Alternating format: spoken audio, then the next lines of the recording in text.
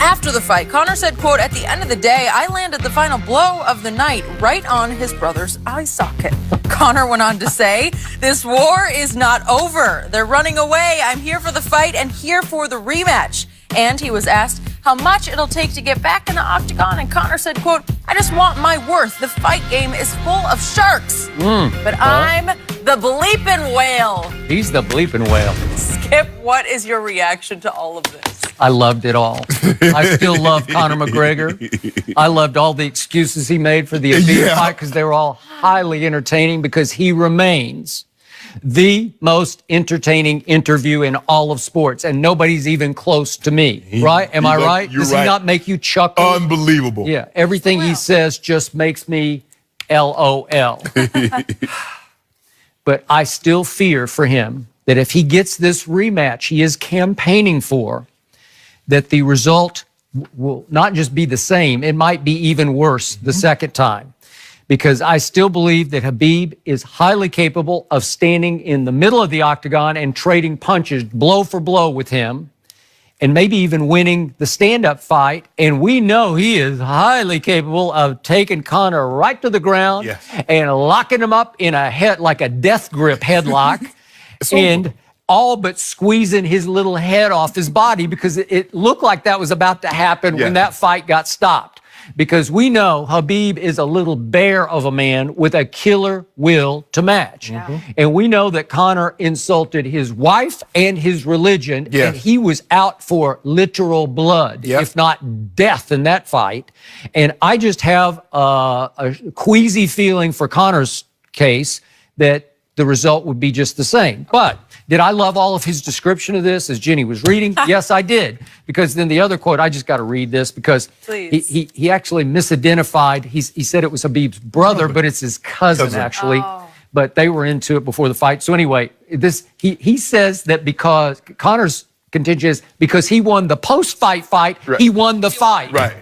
I'm not sure that's how it works. No. Last time I checked, that doesn't go into the record books, right? You should hit him in his eye socket. You should hit Khabib in his eye socket. So he's talking about actually Khabib's cousin, and he said this is the second go-around after the fight. He says he broke free from security. He ran 100 miles an hour towards me. He threw a right hand, and as he threw the right hand, I threw a left hand. Boom! There's an image, an aerial image of his right hand just whipping by my face and my left hand just landing flush down the pipe. And then he says, the final blow of the night, so that's it. I win. Yeah, it doesn't work. No.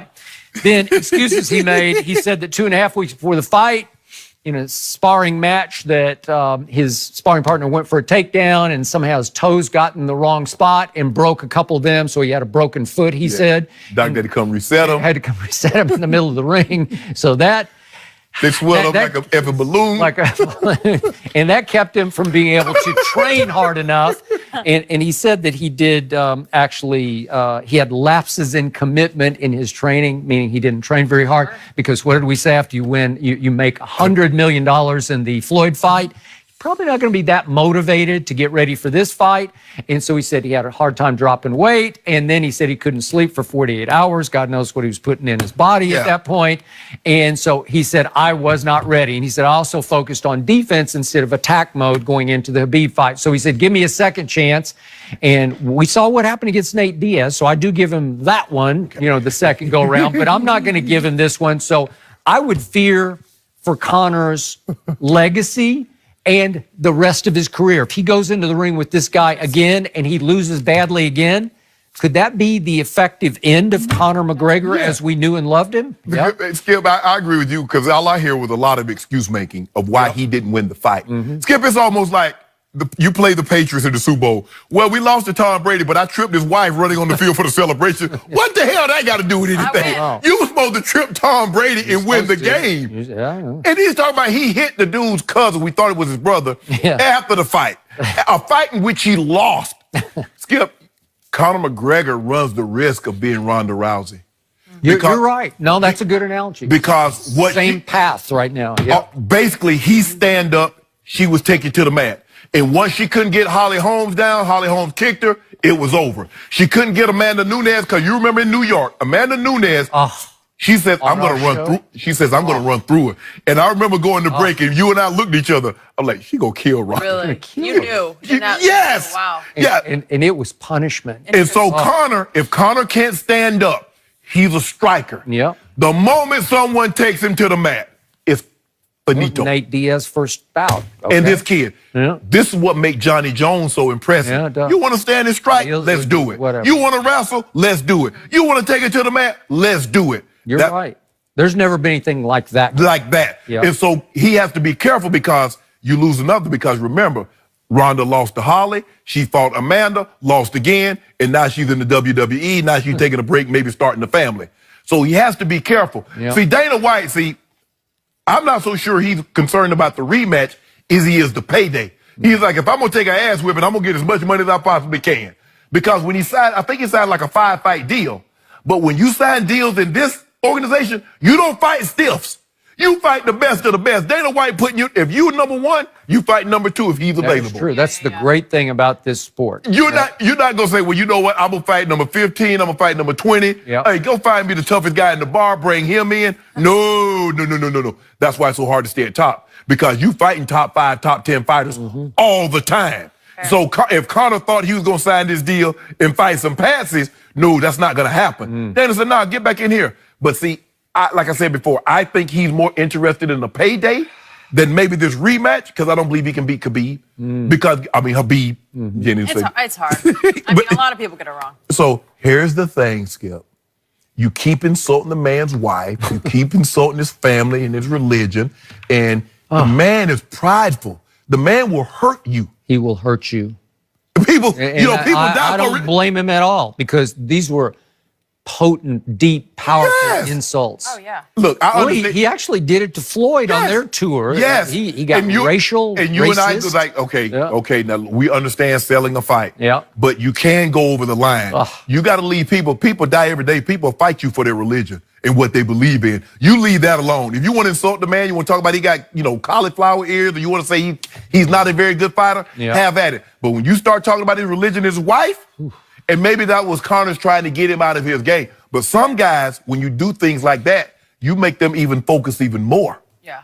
And Skip, you notice when he got Conor in that choke and the referee tapped him the first time, he didn't let him go. He didn't let him go. He just, no, tap me again.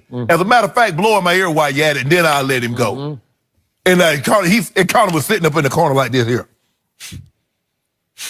Like, what happened? Khabib over there celebrating. Yeah. But then the real fight started, according to Conor, right? And he was just landing left and right. Eye socket, down the pipe. You hit a guy wearing a pair of jeans and a chip shirt, as opposed to the guy that had on wrestling trunks. Different kind of decking. Come on, dude. Nailed him.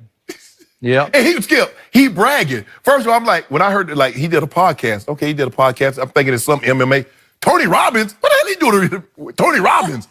I don't know. He is entertaining, Skip. I will give you that. You always want to listen to what he has to say. And you never know how much proper 12 he sipped before the podcast. I don't know. Maybe that, Skip, had a lot to do with it. But this is what we do know about this sport or boxing. Yeah. You either all in or you get your ass beat on the way out.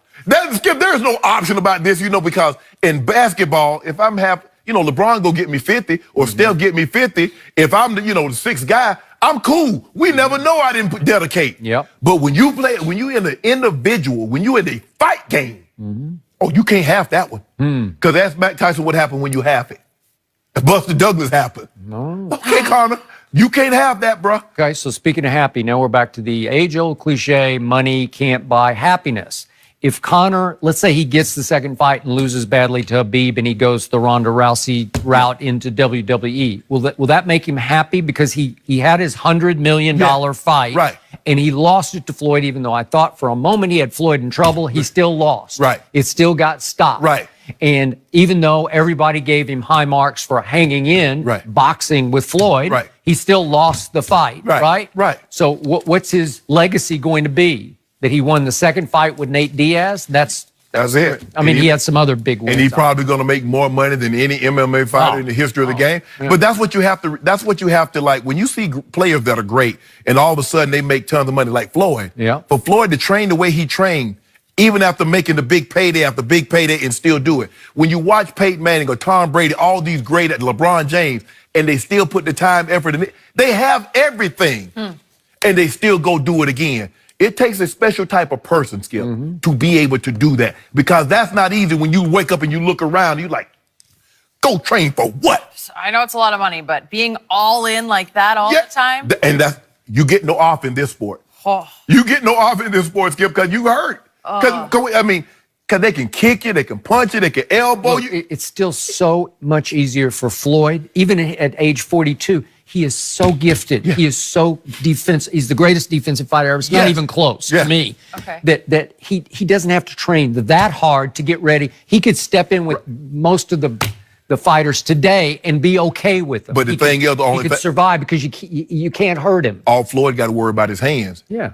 You got to worry about knees. That's what I'm saying. Elbows, somebody taking you down, they choking you. I mean, I'm like, and every time I watch another MMA fight, they come up with a move I'd never seen before. I'm like, he got to do, he choking him.